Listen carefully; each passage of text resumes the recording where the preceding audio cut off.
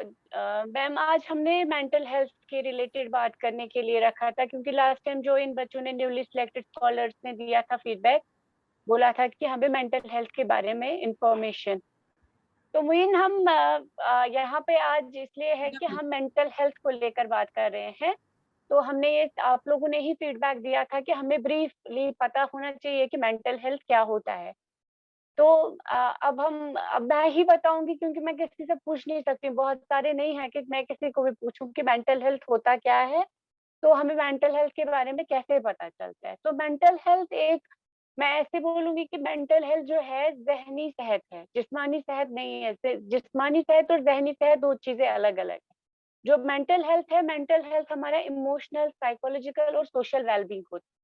मतलब mental health से हमें ये पता चलता है कि जब हमारा इर्द-गिर्द का माहौल सही हो, हमारा दिमाग सोचने वाली चीज़ें सही हो, साइकोलॉजिकली हम फिट हो, तो जो हम सोचते हैं, महसूस करते हैं अपनी ज़िंदगी में, तो उसको हम मेंटल हेल्थ बोलते हैं। अब है कि हम मेंटल हेल्थ को कैसे, मतलब हमारा मेंटल में पता चलेगा कि हम कैसे लुक आफ्टर करेंगे। तो मैं फिर मेंटल हेल्थ का बोल रही थी, तो कैसे हम लोग देख सकते हैं अपने मेंटल हेल्थ को, कि हम अपना मेंटल हेल्थ कैसे ठीक रखेंगे।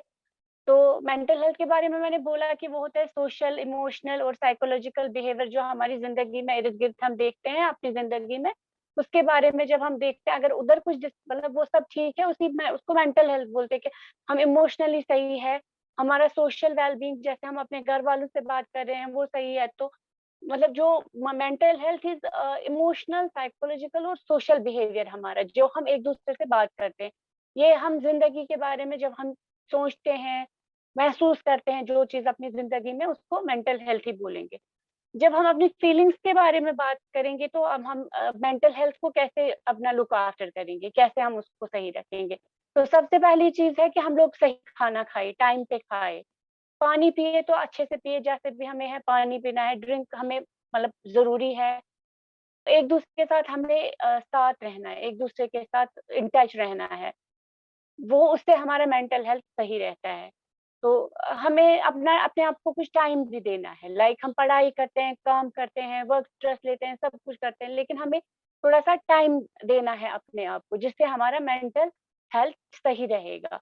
तो हमें कुछ ऐसा करना है लाइफ में कि जिससे हम खुश रहेंगे हमेशा। मतलब वो ये सब चीज़ें हम, जैसे हम अपने मेंटल हेल्थ को देख रहे हैं, ये सब चीज़ें जब स्मूथली है, तो ये हमारा मेंटल हेल्थ होता है।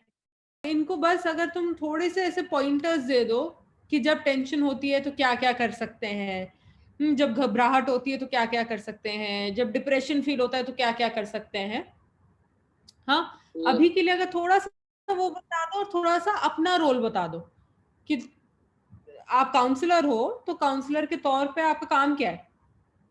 हाँ, तो अगर उसामा की मम्मी को कभी बात करनी हो आपसे, तो वो क्यों आएँ आपके पास? जसफ़ीदा को बात करनी हो, जसफ़ीदा की मम्मी को कोई परेशानी हो, तो वो आपसे आके क्या एक्सपेक्ट करें? क्या मिलेगा आपसे उनको? तो बस ये 2 चीज़ें थोड़ा-सा इनको बता दो कि अगर ये सिम्पटम्स हो, तो क्या कर सकते हैं और आपके पास कब आना है और क्या एक्सपेक्ट करना है आपके पास आके? तो मैं ये बोल रही हूँ कि मैं एक काउंसलर हूँ, मेरा ये काम है, मैं यहाँ पे इसलिए हूँ कि अगर आपको कभी भी कोई ज़हनी परेशानी हो या कुछ ऐसा हो कि आप, मतलब 1 हफ़्ते से ज़्यादा अगर आपको रोने का मन कर रहा है, दिल नहीं लगता है काम में, तो आपको गुस्सा आ रहा है बार-बार 1 हफ़्ते से ज़्यादा, तो आप अकेले रहना चाहते हो, ये सब चीज़ें कुछ पॉइंट्स है, कुछ सिम्पटम्स है इस चीज़ के लिए कि जो ज़हनी सेहत में अगर ऐसे ज़हनी सेहत में अगर आपको ये चीज़ें लग रहा है कि आप अकेलापन महसूस कर रहे हो 1 हफ्ते से ज़्यादा, रोने का मन कर रहा है, भूख नहीं लगती है, काम में दिल नहीं लगता है, तो ये सब चीज़ें जब आपको 1 हफ्ते से ज़्यादा हो, तो आप मेरे पास आ सकते हो बात करने, क्योंकि एक काउंसलर का रोल है कि हम बातों से इंसान को एक सलाह दे रहे हैं। जो उनके जो वो खुद ही वहाँ से बोल रहे हैं कि हमें क्या-क्या प्रॉब्लम्स है, अपनी जो अपने अंदर की परेशानी है उसको दूर करने के लिए मैं यहाँ पे हूँ। मैं एज़ अ काउंसलर काम कर रही हूँ, मैं मतलब आप लोगों के साथ बातचीत के ज़रिए आपको एक मदद प्रोवाइड कर मतलब दे सकती हूँ, क्योंकि ये सब चीज़ें जो है, डिप्रेशन, सैडनेस होती है, डिप्रेस होता है इंसान, दिल नहीं लगता है, ये सब चीज़ें, या परेशान रहता है हर बार 1 हफ्ते से ज़्यादा, अगर किसी को भी ये चीज़ें हैं, तो वो मुझे हमेशा कभी भी फ़ोन कर सकते हैं और हम बात कर सकते हैं उस परेशानी को लेकर। किस चीज से क्या हो रहा है। जैसे अभी हुजैफा ज्वाइन कर रही थी, उसने बोला कि मेरा इंटरेस्ट खत्म हो गया पढ़ाई में, तो आगे मैं उनसे बात करने वाली थी, तो लेकिन वो गई, वो उसने ऑफलाइन हो गई। तो ऐसी ऐसी चीजें कभी लगता है इंसान को, डिसइंटरेस्ट होता है, घर के काम में बच्चों से नफरत होने लगती है, कुछ ऐसी परेशानी जब भी होगी इंसान को, अकेलापन महसूस होगा, ये सब चीजें। तो उस टाइम में यहाँ पे हूँ, मैं एक काउंसलर हूँ मेंटल हेल्थ, मैंने भी इसमें डिग्री की है कि कैसे बात कर सकते हैं एक बंदे से। जैसे हम बताएंगे कि डॉक्टर, हमारे सर दर्द होता है, ब्लड ब्लड प्रेशर आता है या कुछ, हम उठ के डॉक्टर के पास जाते हैं और वो हमें कोई टैबलेट देता है तो हम ठीक हो जाते हैं। लेकिन इधर पे ये है कि जब ज़हनी परेशान होगा इंसान, एक काउंसलर के पास जा सकता है उस टाइम। हर एक बीमारी की इलाज दवाई नहीं है, किसी चीज़ को बातों से भी ठीक होता है। काउंसलर वही करता है कि वो बातों से आपकी मदद कर सकता है, कि मतलब एडवाइस कर सकता है। एडवाइस नहीं, मतलब आपकी आपकी प्रॉब्लम का, वही आपकी प्रॉब्लम ही सुन सकता है और आपकी प्रॉब्लम को दूर करने में आपकी मदद कर सकता है। आप खुद ही करोगे, लेकिन काउंसलर एक रास्ता बीच में है कि वो आपको मतलब अपनी ही प्रॉब्लम को सॉल्व करने में आपको हेल्प करता है। अ, और जी मैम, मेरे साथ ऐसा होता है। जी, कैसे मतलब? ये दिल नहीं लगता है, कभी कभी रोने का मन करता है, अकेला बैठना अच्छा लगता है। हुँ। हाँ, ऐसा मुझे आपके होता साथ है। ऑलरेडी मैंने फ़ोन पे भी बात की, आपने बोला था मुझे मिलना है फेस टू फेस, काउंसलिंग आपके साथ तो बात होती ही रहती है मेरी, तो पता है आपको थोड़ी-थोड़ी ये इश्यूज़ है। तो यही मैं इन सबको ही, हाँ आपको मैम। भी इन सबको बोलती ही रहती हूँ कि मतलब आपको जब भी कोई ऐसा दिल पे बोझ लगे या वो बात करने का मन करे, क्योंकि अभी कोविड की वजह से हम फील्ड नहीं आ पा रहे हैं, तो आप कभी भी फ़ोन कर सकते हैं, 10 टू 5 आप कभी भी फ़ोन कर सकते हैं, जब भी आपको चाहिए कि मैं बात करना चाहती हूँ। वैसे भी आपके साथ 1, 2, 3, 4 बार बात हो गई है मेरी, तो इंशाल्लाह अभी भी जब भी आपको ज़रूरत पड़ेगी, आप कभी भी कॉल कर सकते हो। Okay ma'am. ज़हरा कोई टिप्स, जब ऐसा अकेलापन लगे या रोने का मन ज्यादा करे, भूख ना लगे, सोना आता रहे, क्या करना चाहिए ऐसे में? अगर हार्ट पैल्पिटेशन कभी ज़्यादा होती है तो हमें बैठना है, रिलैक्स करके बैठना है नीचे, तो हमें लंबी साँसें लेना है।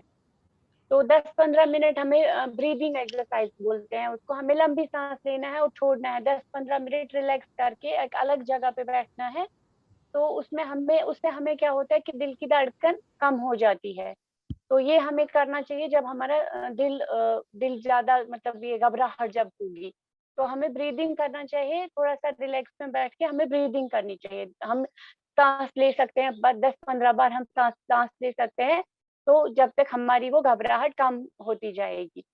तो नींद नहीं आएगी तो हम क्या करेंगे, शाम को सोने से पहले हम क्या करेंगे, बुक पढ़ सकते हैं। जब जिसको नींद की प्रॉब्लम है, नींद नहीं आ रही है, बिल्कुल भी नहीं आ रही है, तो थोड़ी देर हम आधा 1 घंटा सोने से पहले किताब पढ़ेंगे, तो उसकी वजह से हमें स्लीप में थोड़ा-सा इम्प्रूव हो जाएगा, नींद आएगी। अगर हमें गुस्सा ज़्यादा आ रहा है, गुस्सा जब ज़्यादा आ रहा है तो हम लोग क्या कर सकते हैं, हम जब तक हमें गुस्सा आ रहा है, बहुत ज़्यादा आ रहा है, तब तक हम अपने आप को क्या बैकवर्ड काउंटिंग करेंगे। हम 100 से शुरू कर, 100, 99, 98, जब तक हमारा वो थॉट, जो हमारा नेगेटिव था जिससे हमें गुस्सा आ रहा है, जब तक वो कम नहीं होगा तब तक हम ये बैकवर्ड काउंटिंग स्टार्ट करेंगे। 100 से 98, 99, वो बार-बार गलत होता जाएगा क्योंकि हमें गुस्सा है दिमाग में, तो गलत होता जा रहा है। तो जब तक वो सही होगा, जब वो सही होगा तो हमारा वो नेगेटिव थॉट जिससे हमें गुस्सा आ रहा है, वो खत्म हुआ होता है उस टाइम तक। तो ये सब छोटी-छोटी चीज़ें अगर हम अपनी लाइफ में करेंगे तो इससे हमें बहुत हेल्प मिलता है। तो ये हमारी कुछ टिप्स है, कुछ एक्सरसाइज़ेज़ है जो हम किसी-किसी चीज़ को लेकर कर सकते हैं। कोई कुछ सवाल करना चाहता है इस बारे में? मैम, जब रोने का मन करे उस वक़्त क्या करना चाहिए? जब ज़्यादा रोने का मन, अकेलापन महसूस होता है। हाँ। तो उस टाइम आपको क्या करना चाहिए? आपको आपको जो जिसके साथ आपको ज़्यादा क्लोज़ है ना, उसके साथ बात करना चाहिए। Okay ma'am. या कोई फ्रेंड, कोई दोस्त जो अच्छी होगी ना रोने के टाइम, उसको मतलब उसके साथ बात करना, या अपनी जो घर में भी कोई बंदा होगा जिसके साथ आपको ज़्यादा अटैचमेंट है, तो जी अपने मैम। उसके बारे में उसके साथ बात करना। Okay ma'am. जसप्रीत, अगर किसी के साथ बात करने का मन नहीं करे तो जहरा मैम को फोन कर लेना। हाँ ओके मैम। और अगर वो भी करने का मन नहीं करे तो कोई जी बात मैम। नहीं, कर सकते हैं, लेकिन साथ साथ जो भी दिमाग में चल रहा है ना वो लिख लेना। Okay ma'am. जब रोना आता है तो कुछ तो चलता है ना दिमाग में। जी मैम, बहुत कुछ चलता है। हाँ, तो वो लिख लेना, वो लिख लेना, और फिर बाद में जब थोड़ा बेटर लगे तो जहरा मैम को फोन करके बताना कि ये चल रहा था दिमाग में। Okay ma'am. Good question. ठीक है, आप सबका बहुत सारा शुक्रिया, जो भी आया, जिसने भी अपना टाइम दिया, थैंक यू सो मच, आप लोग आए सब।